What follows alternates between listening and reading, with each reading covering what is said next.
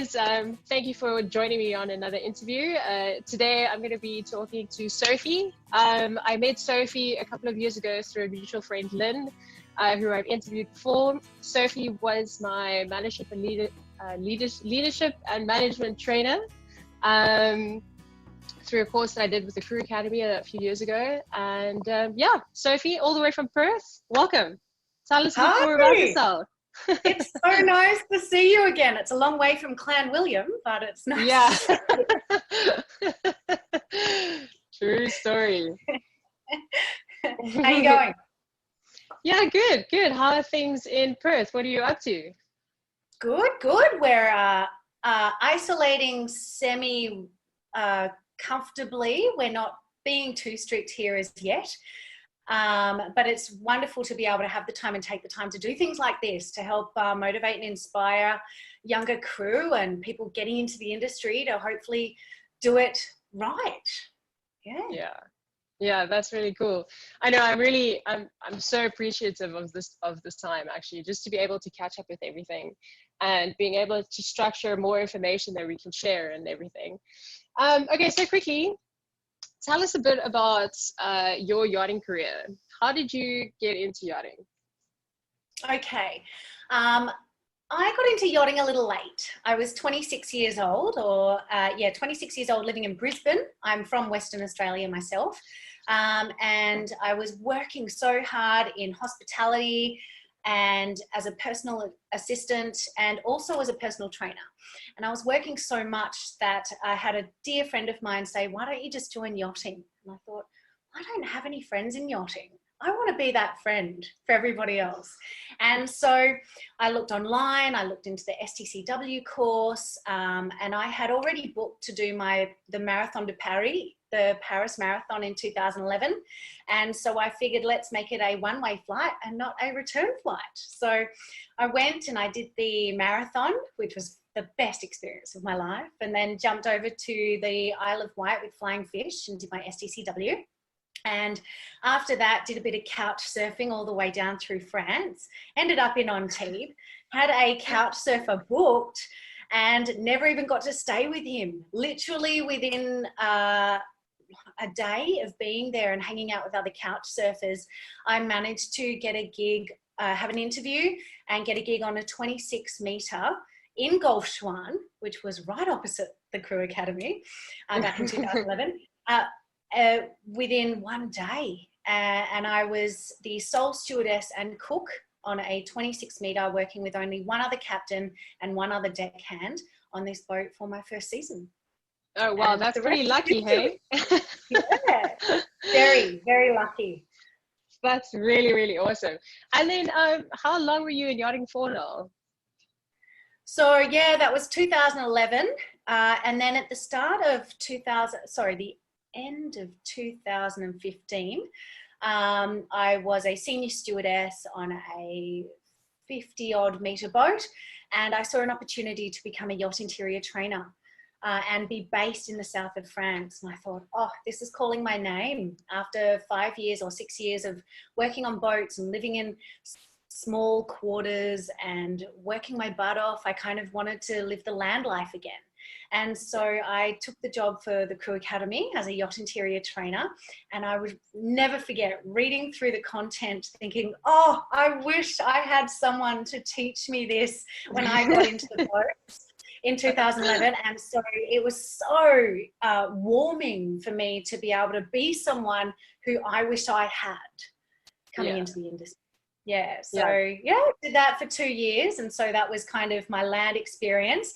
And yes, living in the south of France a little bit expensive, so I ended up going back into yachting for a bit. And now it's all up. It's kind of 9 years that I've had my foot in the yachting door, and I'm now back home, a different person, a lot more worldly, having travelled and experienced the world, and it's nice to be here as a different person. Yeah, that's cool. Okay, so just a quick thing. What is the one thing that you wish you knew that you know now when you just started in the industry? I wish I had a better understanding of how self-aware you have to be aware of not only the environment you're in, that it's close quarters, that everyone has such different personalities, and it's important to stay yourself and to stay aware of how you affect other people around you, and how every little thing can either be blown out of proportion or brushed aside. It's quite a magnetic or magnified, I guess, kind of industry that takes a lot of getting used to. And I wish I knew that. I wish I could have been a lot less gung-ho and kind of had the ability to step back and observe a bit more before jumping in to some situations.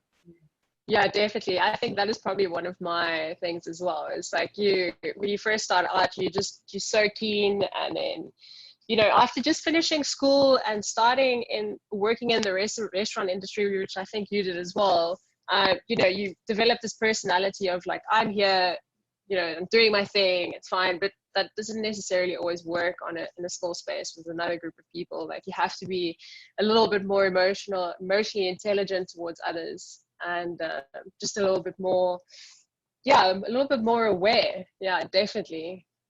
No, that's very, very well said. You can't go home at the end of the day. You're stuck with these if you don't get along with them for whatever reason. Sometimes you can't get off, especially not now with COVID. You are really stuck.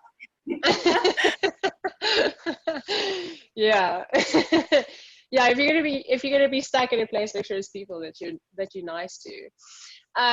Okay, cool. So my last question is, as far as advice that you can give people that are about to join the industry now, what would that advice be? Like, any specific courses that you want to mention, or just an overall note?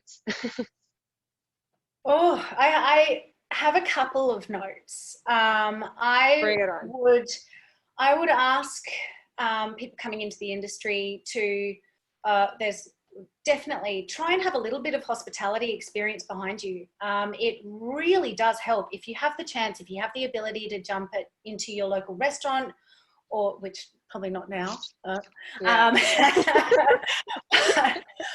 Any kind of hospitality will really help you prepare a little bit for what you're going to be getting into. I think it does help.